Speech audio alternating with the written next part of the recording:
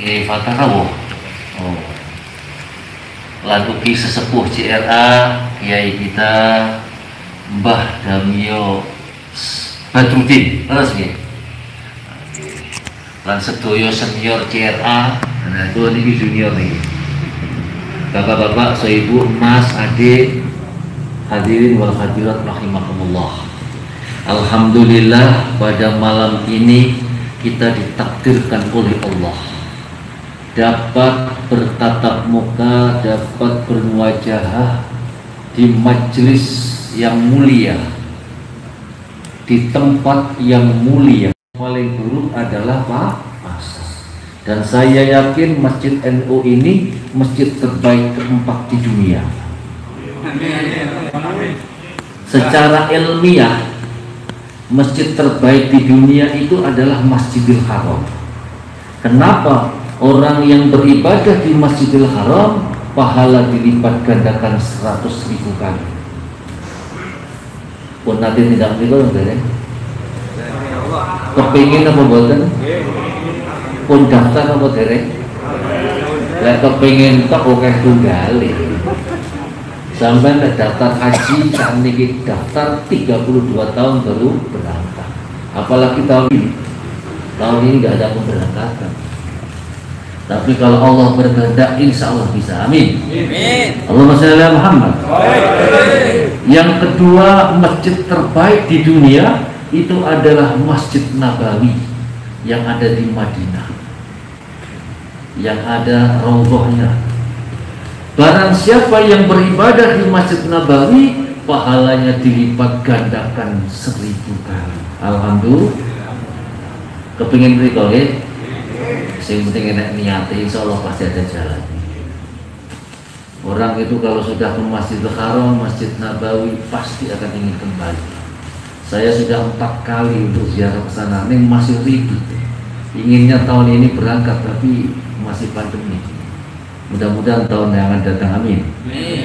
Masjid yang terbaik ketiga di dunia adalah Masjidil Aqsa yang ada di Palestina, yang menjadi rebutan antara orang Yahudi dan orang siapa? Palestina. Nah, barang siapa yang beribadah di Masjidil Aqsa, pahalanya dilipat gandakan 500 kali. Lumayan. Dan selanjutnya masjid terbaik keempat di dunia termasuk Masjid Istiqlal, Masjid NU dan masjid-masjid yang lain, nilainya sama. Kita iktikaf di Masjid NU, di Masjid Istiqlal, di Masjid Tegal Sari, ganjarane po. Kalau tanglet panjenengan niku pun niat iktikaf modern. Monggo sareng-sareng kita niati nawaitul iktikaf di dalam masjid sunnatan lillahi.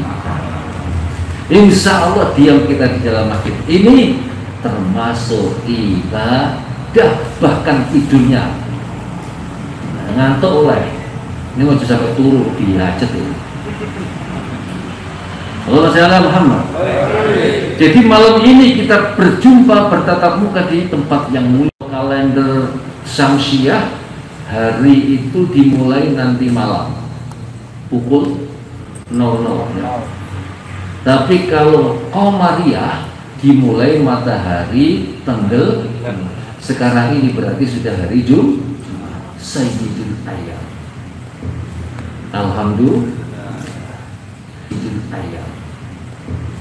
Alhamdulillah.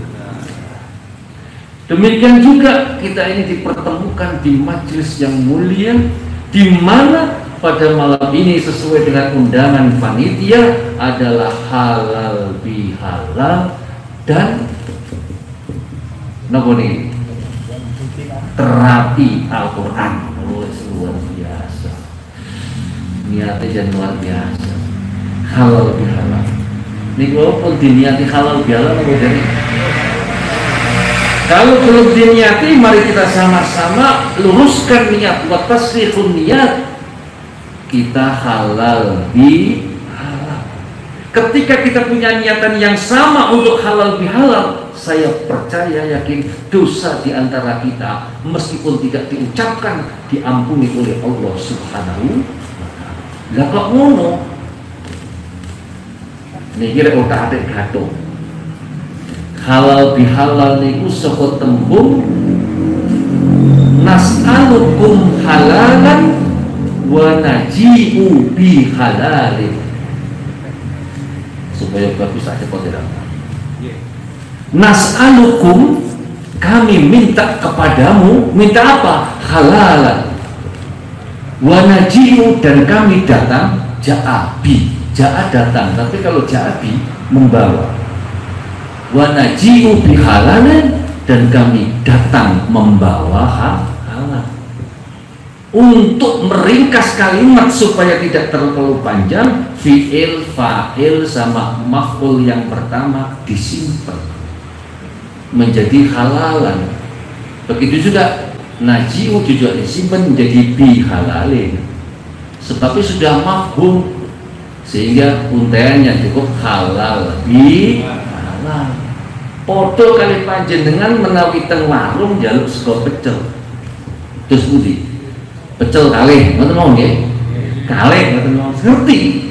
Maksudnya apa? Njaluk sego pecel loro, sebab wonge loro. Teh sudah, teh kalih. Kula tumbas teh kalih. Kula tumbas teh disimpen kali-kali kan. Itu tuh meringkas. Halal bi, sehingga ketika kita punya niatan untuk hadir di sini, saya datang di masjid ini untuk minta halal, untuk minta maaf, dan saya juga datang di masjid ini untuk memberi maaf, betul?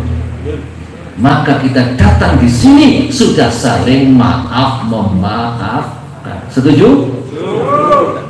Berarti nol ya. Inilah hikmah daripada halal bihalal.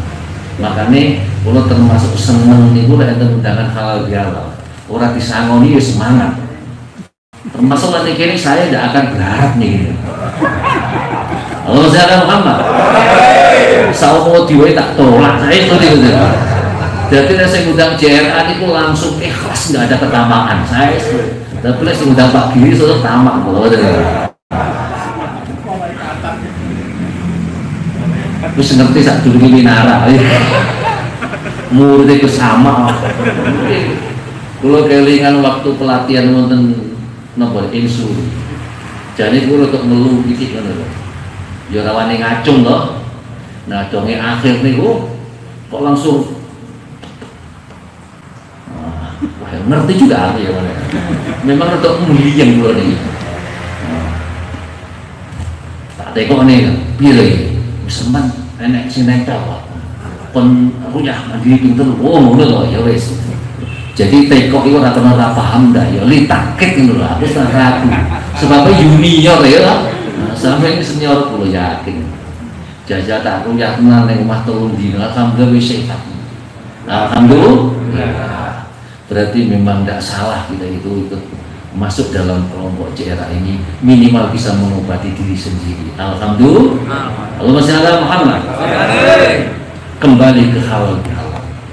Nah, Bapak Ibu hadirin sekalian, halal bihalal ini bahasa Arab, akan tetapi di dalam kitab-kitab salaf, apalagi zaman Nabi, zaman Rasul nggak ada itu. Gua dengar Arab aja nggak ada. Ada itu yang membawa TKI kan begitu. Di ITI situasi elit politik terjadi gejolak, saling menyalahkan.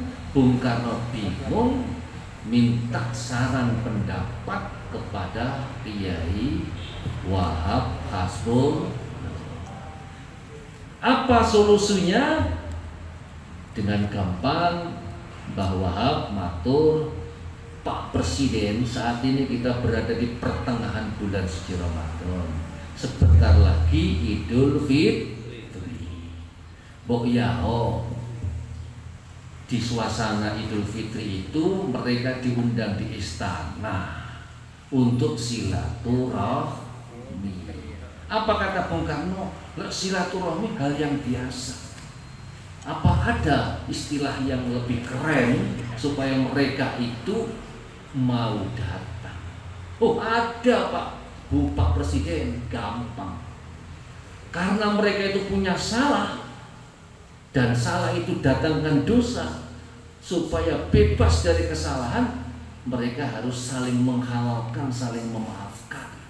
Lek ngono dikemas saja dengan kegiatan halal bi halal, tolabul halal bitori kil halal, mencari halal dengan cara halal. Langsung disetujui oleh Bung Karno. Alhamdulillah, dengan undangan halal bihalal di istana, mereka bisa cair karena saling memaafkan dan ditindaklanjuti di instansi pemerintah, bahkan sampai di desa-desa, di RT-RT. Ning rong tahun iki lereng sebabnya COVID-19. Sampeyan yo percaya ndak lho? Tak delok sing teko iki separo percaya, separo ndak, sing separo ragu. Sepertigane ikut aswajane Al-Jubai, aliran Jabariyah. Belas ndak gelem gawe masker sebab yakin dengan JRA sembuh sehat ini. Sing sebagian lagi ikut Jabariyah, ikut Qadariyah. Sing sebagian lagi antara Qadariyah dan Jabariyah, yaitu Aswaja Asy'ariyah gitu. Sing Jabariyah pakai tenanan, sing Qadariyah. Tapi sing Aswaja Asy'ariyah yo gawe kalau ngetok gitu. Iku guyon iki ya. Tapi panjenengan percaya atau tidak, sesungguhnya tahun ini lebih parah dibanding tahun yang lalu, baik secara nasional, regional maupun Kabupaten Ponorogo. Untuk hari ini Ponorogo itu sudah merah. Yang dirawat di rumah sakit 95, yang di shelter dan di rumah ada 26, di shelter ada 17. Yang meninggal hari ini 4, kemarin juga 4. Jadi di Ponorogo ini menurut catatan yang terpapar sudah 4.138, yang meninggal 411. Berarti berapa persen? Antara 9 sampai 10%. Lah enek wong terpapar 10, sing mati siji, sing selamat sok, termasuk kulo. Alhamdulillah termasuk sing songo. Kulo selamat. Kulo niki titelnya tambah SAG MALC, Sarjana Agama, Magister Agama, LC, lulusan COVID. Anggota polisi ini tercatat 66 yang sudah terpapar. Ini alhamdulillah oke sing waras. Ada 1 yang meninggal karena komorbid. Dan yang dirawat termasuk paling lama saya 40 hari dirawat di rumah sakit. Di rumah sakit Muhammadiyah 10 hari, di rumah sakit Polda 30 hari. Sing paling parah di ICU selama 10 hari. Tapi alhamdulillah barokah doa panjenengan semua saya bisa sehat. Nah, Bapak Ibu sekalian, yang namanya COVID itu fakta. Dan kalau tidak fakta, mosok negara di dunia sekitar 200 itu sepakat untuk bohong gitu. Semua percaya bahwa itu ada. Begitu juga MUI, kumpulan orang-orang yang soleh-soleh. Begitu juga PBNU, kumpulan para kiai. Begitu juga di Kemenak, mereka percaya bahwa COVID itu berbahaya, mudah menular. Ini cah nom-nom ini insya Allah OTG. Saumpama kena kan maksudku. OTG itu apa? Orang tanpa gejala. Mangan sing oke, minum jahe, melayu-melayu langsung sehat. Tapi yang dikhawatirkan OTG itu bisa menular kepada orang lain.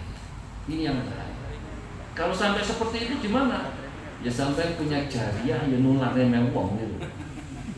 Oleh karena ya dalam rangka melindungi diri sendiri, melindungi orang lain, kita sering cuci tangan, pakai masker, dan kita harus jujur kepada diri kita sendiri. Kalau badannya semrenget panas, yojo kumpul karo wong jojo iku OTG gitu.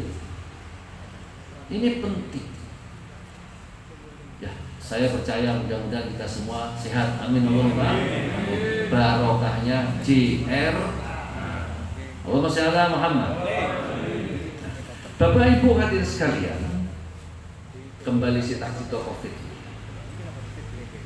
Alhamdulillah, saya ketika dirawat di rumah sakit itu ada cerita yang menarik. Ada pasien yang meninggal. Saya tanya pada Mbak, kenapa kok meninggal? Iya Pak, dia masuk ke rumah sakit terlambat. Terlambat karena sudah terlalu parah. Akhirnya ya jabat Pak. 2 hari 3 hari meninggal. Besoknya ada lagi yang meninggal. Nah, katanya masih muda 36 kok meninggal. Iya Pak, orangnya males makan. Ya kan mungkin karena faktor stres. Diisolasi, opo-opo raiso kayak panganan rumah sakit yo wanyep jejeb digodhog ngono kae to. Tahu digodhog, tempe digodhog, setengah rodok bubur gitu rasanya yang ngalor gitu. Niku males makan. 2 hari 3 hari tambah lemes ya wassalam innalil. Ada lagi cerita, kok ini meninggal lagi Mbak? Iya Pak, orangnya stres berat. Infusnya dicepoti, oksigen dicepot, ya selesai itu. Lah aku piye Mbak? Bapak disiplin, Bapak semangat. Wah berarti ada harapan hidup Pak. Jadi kuncinya ketika kita sakit itu kita harus tetap optimis, husnudon, dan makannya harus banyak. Wis awake dhewe ape tawakal opo lek ora mangan sego sepiring lemes gitu. Mangan poso ya lemes gitu. Kalau kita sakit gelem mangan oke, harapan sembuh. Sebab apa? Kita butuh energi dan obat itu akan bisa berproses manakala dibarengi dengan makan. Makanya di pulau Pokso, mangan itu lap borasane ngalor ngidul pahit itu istilahnya timbul. Akhirnya bisa sembuh, alhamdulillah.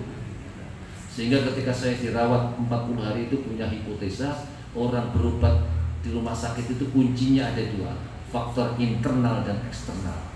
Faktor internal adalah dirinya sendiri, ada kemauan dan kesadaran untuk berobat. Oh, aku ini datang rumah sakit berobat, sehingga ada obat yo gelem muntal ngoten lho. Yo manut karo perintahe dokter. Lha ngenyang waduh, yo wassalam. Yang kedua faktor eksternal, enek doktere, enek perawate, enek obate, yo enek alate. Kayak dokternya lek mendeteksi yo bener, obatnya yo enek. Insya Allah lah ngono yo iso sembuh. Allahumma sholli ala Muhammad. Nah, itulah sebagai pengalaman, dan kebanyakan yang meninggal dunia di Ponorogo termasuk itu usianya di atas 50, ndak iso main handphone, lek butuh opo-opo meneng bingung tambah stres. Sebab wong loro Covid niku ora oleh dijenguk. Niku sing repot. Makanya angka kematian sudah mendekati 10% di Ponorogo. Ini menjadi kekhawatiran. Dan di samping kita berdoa, kita juga harus ikhtiar, tetap saja kita menjaga kesehatan. Yang saya minta kepada para pemuda-pemuda ini untuk jujur dengan dirinya sendiri. Kalau badannya terasa tidak nyaman, panas dan sebagainya, sebaiknya pulang iso mawon nggih. Setuju nggih? Allahumma sholli ala Muhammad. Saya pirang menit kasih. 10 menit kasih. Bapak Ibu hadirin sekalian, yang menjadi pertanyaan, kenapa kita itu kok perlu halal bihalal? Jawabannya adalah manusia itu ditakdirkan oke dosa, al insanu mahalul khotok wani, baik dosa hablum minallah maupun hablum minannas. Dipun dawaken Imam Ghazali, dosa hablum minallah itu ada 2. mungkin karena melanggar larangan atau tidak menjalankan perintah.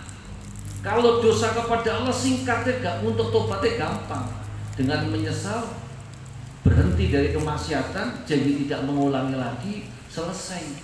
Sing repot itu apabila dosa hadluminan nas, mungkin kaitan dengan hifdul nafas, hifdul mal, atau masalah kehormatan dan lain sebagainya. Bagaimana cara tobatnya? Tidak cukup dengan penyesalan, tidak cukup berhenti tidak melakukan kemaksiatan atau mengulangi kedoliman, akan tetapi harus diselesaikan untuk minta maaf. Berasan-rasan itu jalur ngapro dia tak rasani, bujumu welek, lemu itu nah tukar. Dia ini tebumu tak colong gitu, ya tukar. Alhamdulillah di Indonesia itu ada budaya halal di pokoknya teko neng omah kang padi budi bule ora ngaturaken sedaya kelepatan ing riyatin iki yo ngapunten nggih wis padha-padha wong tuwa kaya salahe ayo jajane tiba didahar ngono. Jadi penak banget di Indonesia. Inilah budaya yang harus kita lestarikan. Dan termasuk pada malam ini mungkin di antara kita pernah hibah atau pernah menyakiti atau utang orang nyaur gitu. Terus los-losan kabeh dengan harapan apa ben sehat. Jadi itu sama orang itu lek kepingin sehat kudu sabar, kudu ikhlas. Termasuk lek koncone utang orang nyaur ikhlasne ya. Setuju niku. Waduh, sehat. Monggo dipenuju iki. Nah, Bapak Ibu hadirin sekalian, sebab ketika kita ini punya dosa habluminan nas belum mendapatkan penyelesaian, maka resikonya berat sampai di akhirat nanti akan dituntut.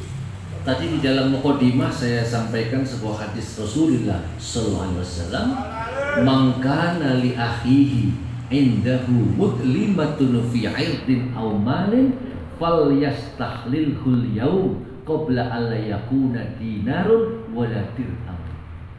Barang siapa yang pernah berbuat aniaya terhadap saudaranya, baik itu terkait masalah harta atau kehormatan harga diri, maka hendaklah minta maaf pada hari itu juga, sebelum yang namanya rupiah dan dinar tidak laku.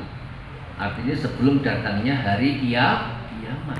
Kok sampai di dunia belum mendapatkan penyelesaian, terburu meninggal dan sampai hari kiamat, maka apa yang terjadi? Fa in kana lahu amalun yuhaddu bi qadri muslimati wa illa ukhidha min sayyiati fakhumil alaihi. Apabila dia memiliki amal kebaikan, maka amal kebaikan itu akan diberikan kepadanya. Tapi kalau amal kebaikan yang tidak duwe, maka dosa orang yang pernah didolimi diambil dan diberikan kepadanya. Inilah namanya orang yang bangkrut.